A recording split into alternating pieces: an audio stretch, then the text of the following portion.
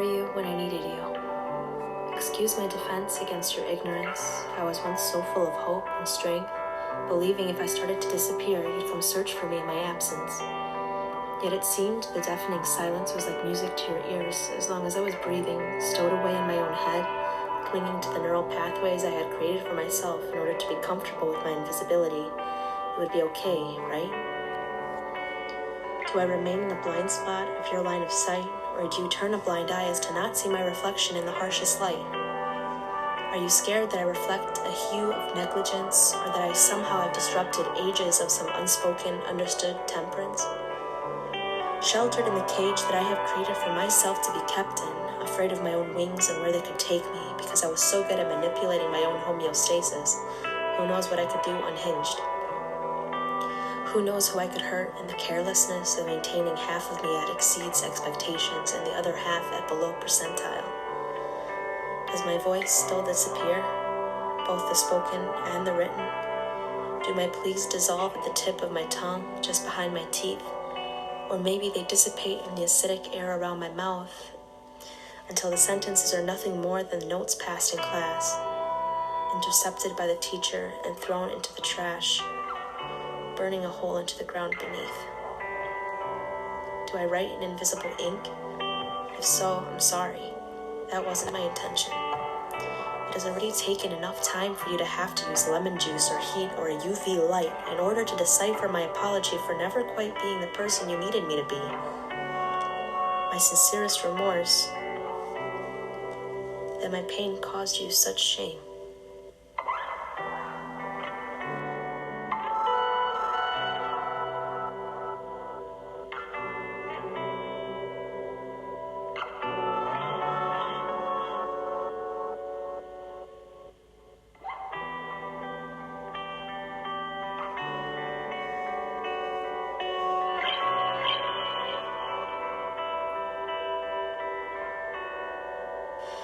I continue to seek refuge in the darkest corners of my mind. The memories I have carved into my skull. Paint can't remove the grain. I don't want to go back there. The journey is long, and along the way, my provisions will deplete. I can't enter with anything more than my body, and once I enter, even my body can't fit. I'll have to shrink like Alice in that rabbit hole. In drinking the elixir, I'll transcend into a state of ignorance. Only now it's hard because I know what the elixir is. The first time I traveled here, I had no idea.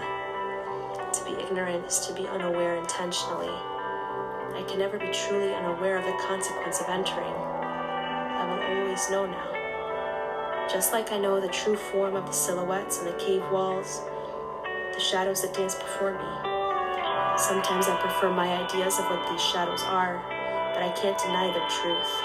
As they are what they are, just as I am what I am. Only it seems that I continue to remain a shadow on the cave wall. My intentional ignorance.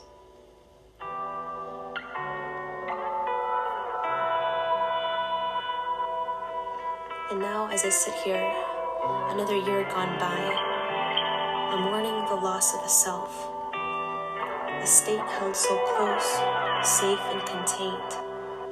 Perfect, tamed, a reflection that maintained my want. Inside a fire burns, dull as the embers of hope that just barely kept warm. A soul that was frozen, time sought to preserve it. But now it is time for the storm, holding my breath as if I could control it. And now I'm finally letting go.